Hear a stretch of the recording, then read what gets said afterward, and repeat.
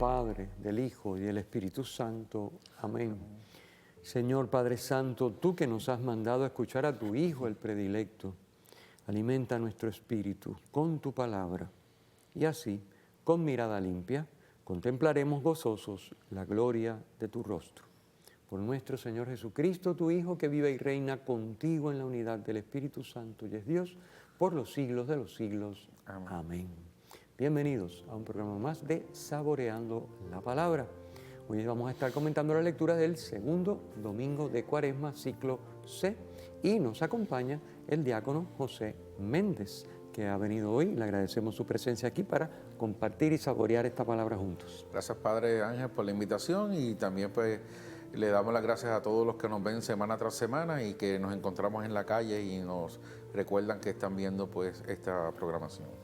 Muy bien, así es. Se lo recomendamos a todo el mundo porque hay que entrar en la palabra y disfrutarla y conocerla, y es una herramienta no solamente intelectual para uno decir yo sé mucho, sino sobre todo para uno dejar que esa palabra se haga vida. Es decir, la escritura no es un tema intelectual, es un tema vivencial y impacta nuestra salvación. Lamentablemente, muchas veces los católicos no tienen eso claro, no saben que la escritura es necesaria, Dios no da nada, Dios no hace nada porque sí, es superfluo. Cuando Dios nos regala la escritura, es como la liturgia, Dios nos regala la liturgia. No es que, si me parece bien, pues aprovecho, y si no, pues no, porque tampoco, no, ese es el problema, que la falta de formación nos lleva a pensar que eso es cualquier cosa. No es cualquier cosa.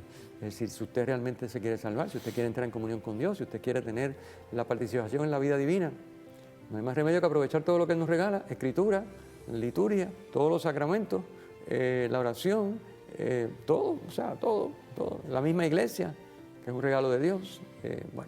En fin, no nos vamos a detener en esto porque se nos va el programa volando y después tenemos que hablar de las lecturas, que es lo que ustedes están esperando, y nosotros vamos a ver. La primera lectura está tomada del libro del Génesis y nos presenta la alianza que realiza Dios con Abraham. Es un texto que a nosotros nos puede sorprender, vamos a tratar de explicar 2 o 3 detalles.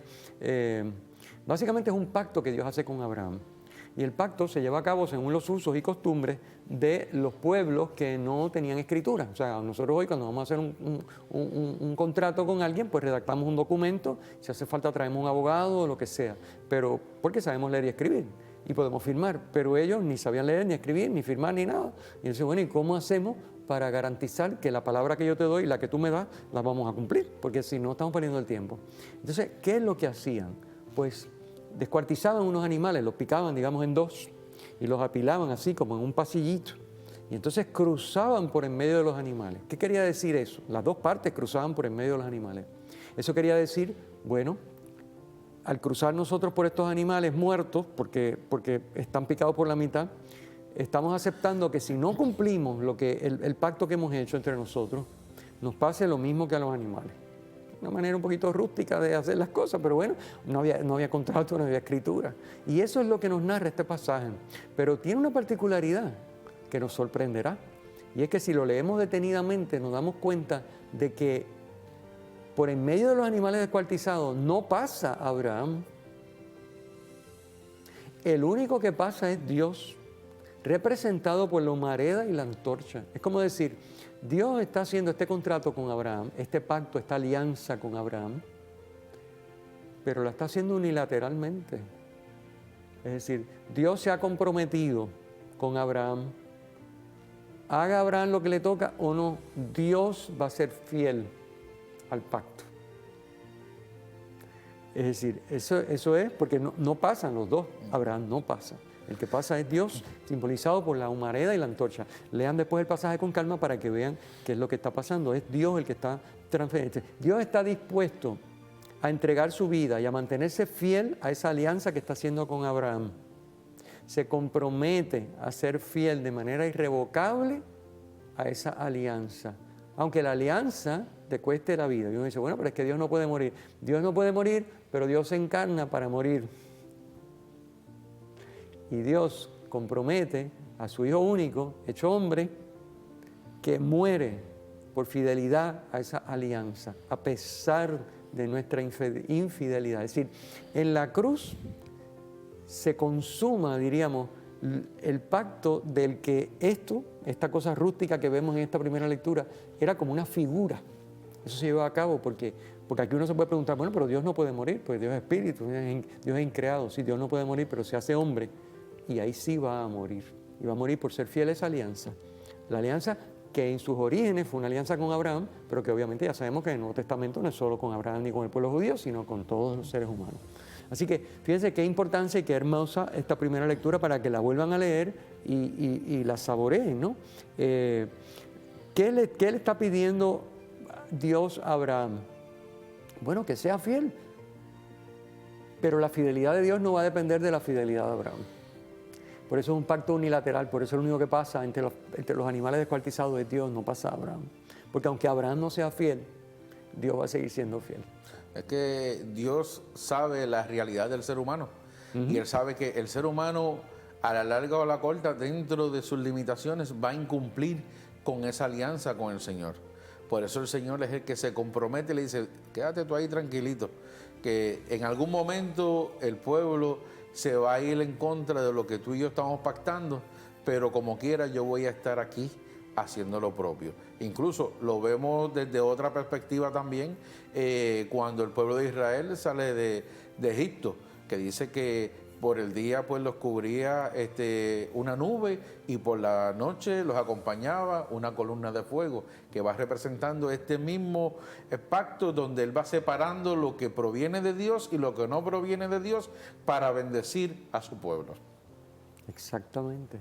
Fíjense, el tema de la fe, Abraham es nuestro padre en la fe, como decimos en las oraciones, en la liturgia, porque Abraham se compromete y es fiel y obedece a Dios. Después viene gente que no lo obedece, pero Abraham es fiel, es nuestro padre en la fe, se fía de Dios.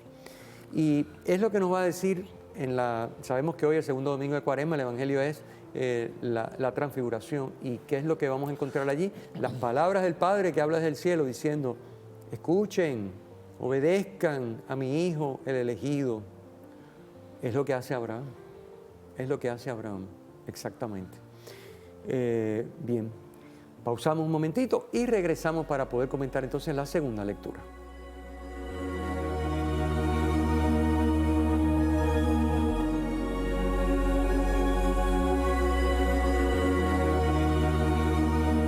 De regreso en Saboreando la Palabra, comentando las lecturas del segundo domingo de Cuaresma, ciclo C, con nuestro hermano el diácono José Méndez.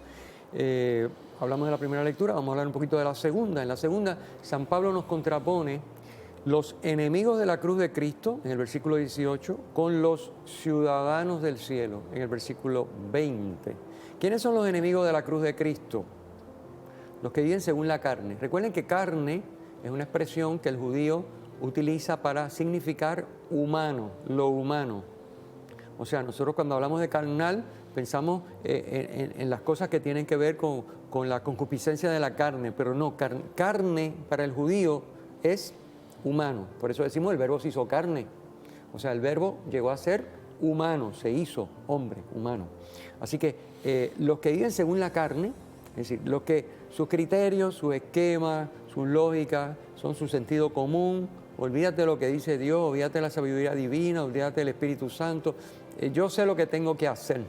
Entonces, esos son, dice San Pablo, enemigos de la cruz de Cristo. Viven en el plano puramente humano, como si solo existiera este mundo y Dios no cuenta para nada. Entonces, ciudadanos del cielo son los que viven en el mundo, como decimos, pero ellos están en el cielo. ¿Qué cosa es el cielo para el judío? El cielo para el judío es Dios. El lugar donde mora Dios o Dios. Por eso decimos el Padre Nuestro que está en el cielo. Es el lugar donde vive Dios. Así que ciudadanos del cielo, ¿qué quiere decir? Que vivimos donde Dios vive, que vivimos con Dios, en Dios. Eso es lo que quiere decir. Así que, por un lado, enemigos de la cruz, por el otro lado, son los ciudadanos del cielo. Se contraponen los que viven según lo humano, los que viven según Dios, en Dios y con Dios.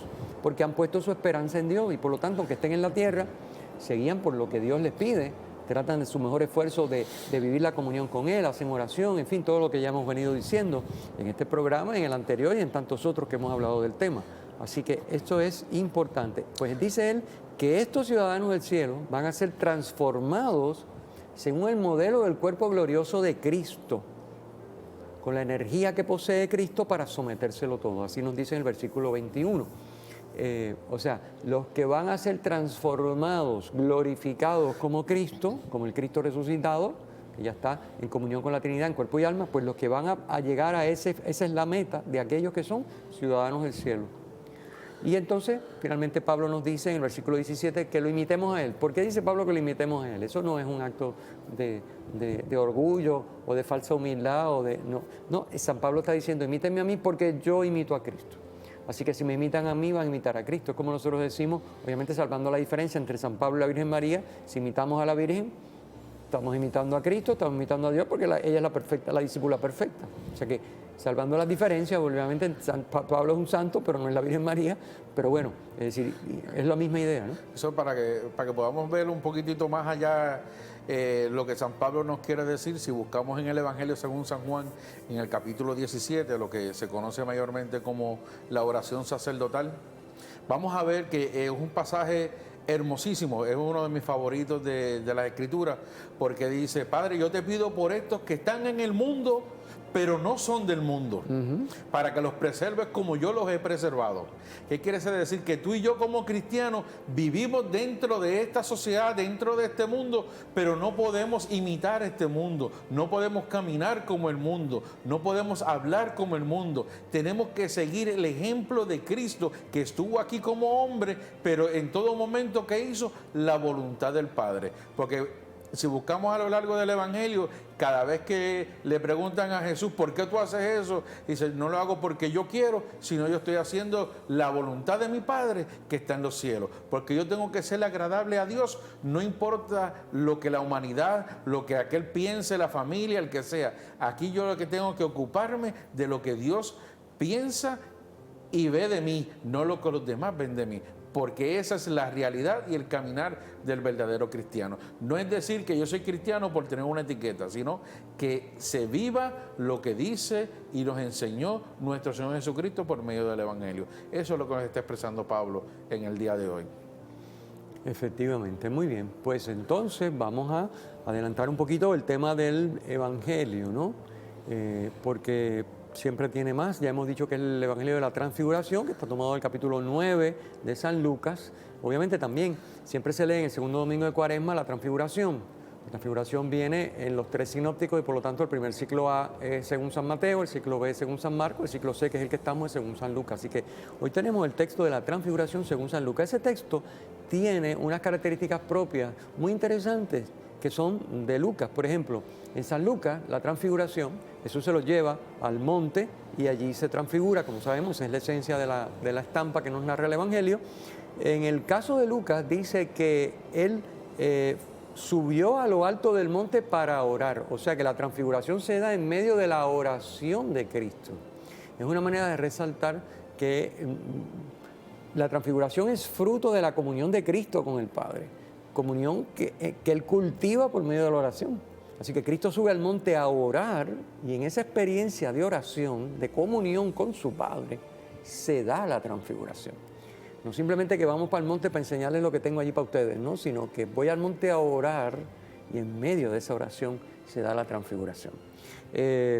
También hay otro tema interesante en San Lucas, que es que ustedes saben que aparecen Moisés y Elías conversando con Jesús, en las tres narraciones es lo mismo, pero en el caso de Lucas, Moisés y Elías están apareciendo en gloria, los tres están rodeados por la luz y todo el asunto, pero están hablando, están conversando entre ellos, dicen las otras narraciones, pero Lucas añade que están hablando del éxodo de Jesús, del éxodo de Jesús, que iba a consumar en Jerusalén. Es decir, Moisés y Elías están hablando con Jesús en la transfiguración de la pasión, muerte y resurrección de Cristo, que es su éxodo.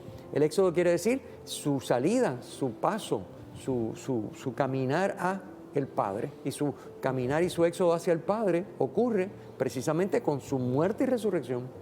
Pues de eso es que están hablando. Fíjense qué interesante, es como diciendo, ya sabemos que Moisés representa la ley y Elías representa a los profetas, pues la ley y los profetas están de acuerdo con lo que está diciendo Jesucristo, por eso están conversando, pero no están conversando de cualquier cosa.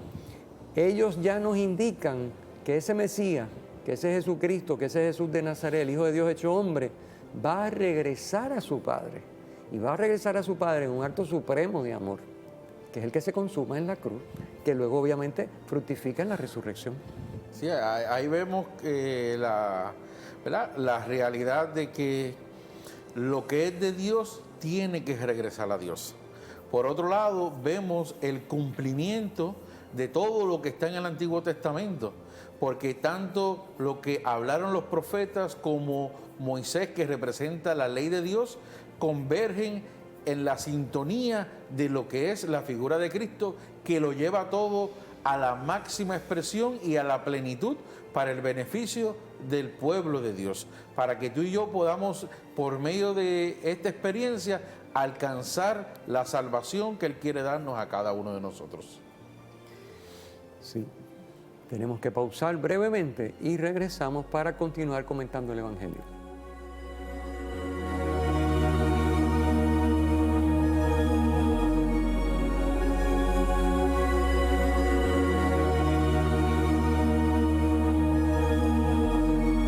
De regreso, saboreando la palabra, comentando las lecturas del segundo domingo de Cuaresma, ciclo C, con nuestro hermano diácono José Méndez. Estamos hablando ya del Evangelio, que en este segundo domingo siempre es el relato de la transfiguración, y en el ciclo C pues es según San Lucas.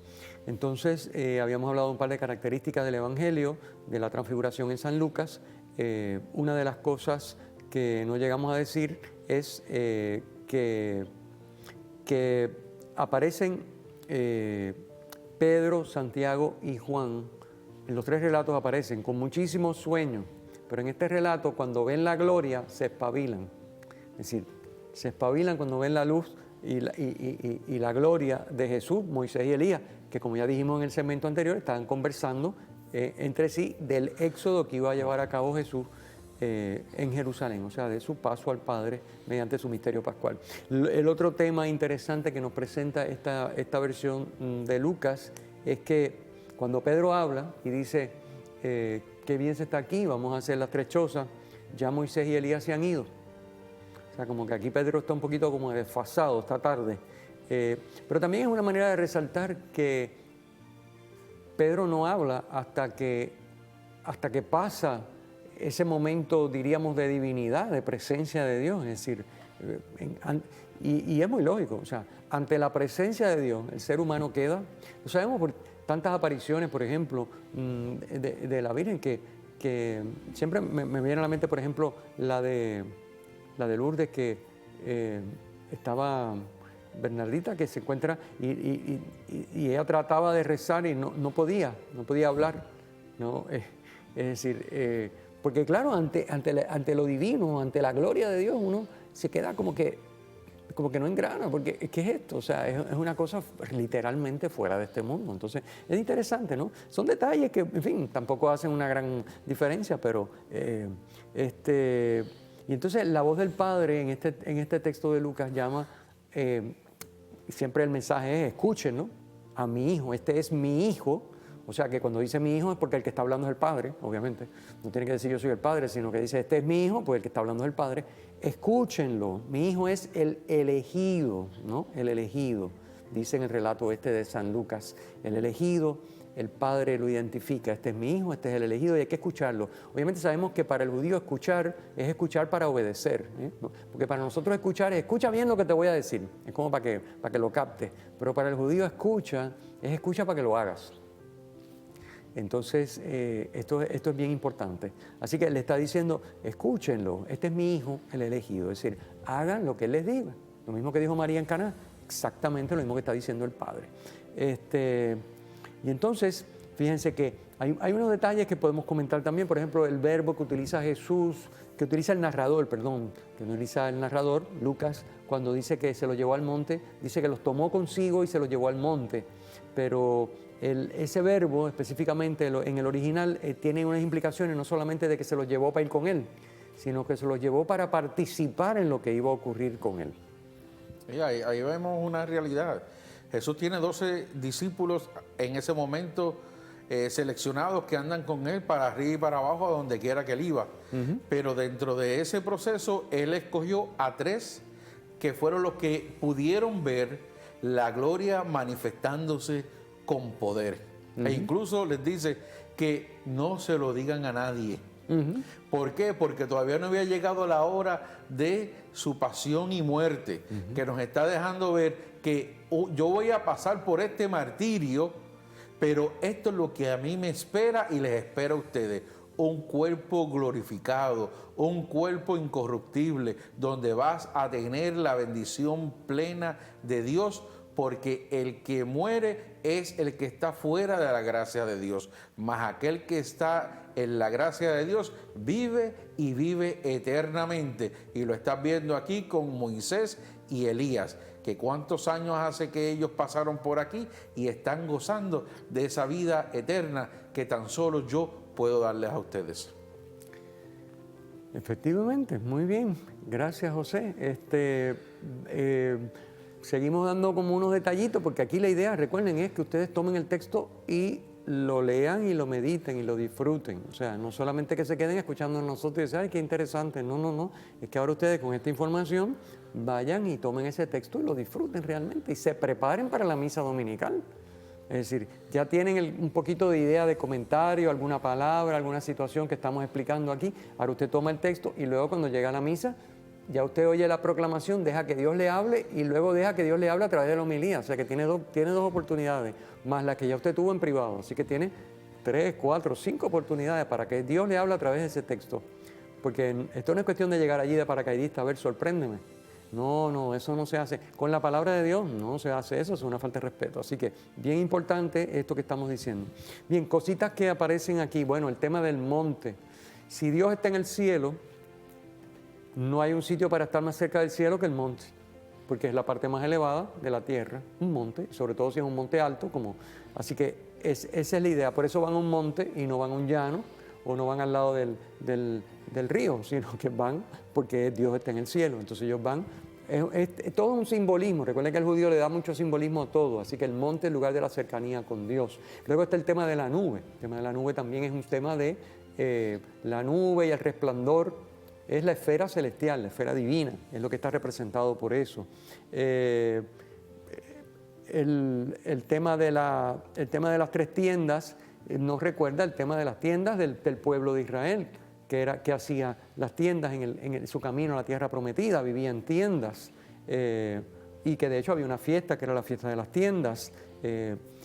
Estaba la presencia de Dios sobre la tienda. Entonces, claro, esa es representada por la nube que los cubre a Jesús y a Moisés y Elías cuando están conversando, que termina el pasaje de la transfiguración, esa nube que los cubre y ahí ya regresa todo otra vez a la normalidad.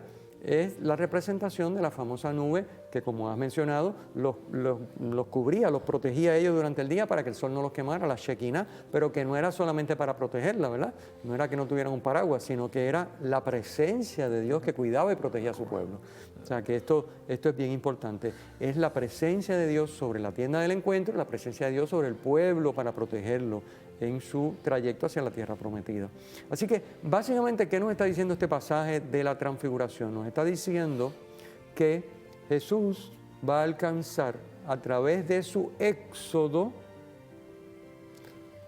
su verdadera plenitud humana, que es la comunión con la divinidad, porque Él es Dios y es hombre. Pero esa naturaleza que están viendo los discípulos, normal, como la nuestra, no corresponde. La que es la que ellos vieron en la transfiguración, una naturaleza transfigurada, glorificada, que la va a alcanzar después de su éxodo, después de su misterio pascual y salida hacia el Padre.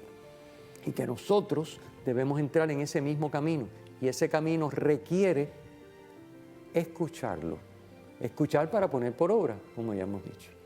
Bien, nos dicen que se nos terminó nuestro tiempo una vez más, pero bueno, hemos podido hablar algunas cositas que espero que les sean de utilidad. Vamos a despedirnos recordándoles que vayan a la página web, al sitio web de la Parroquia Cristo Redentor, pacrired.org. Allí encuentran todo este material, pueden descargar el comentario escrito y tienen otras fuentes de comentarios también en podcast y en video podcast para las lecturas de este domingo. Así que agradecerle al diácono José su participación y terminar con la bendición.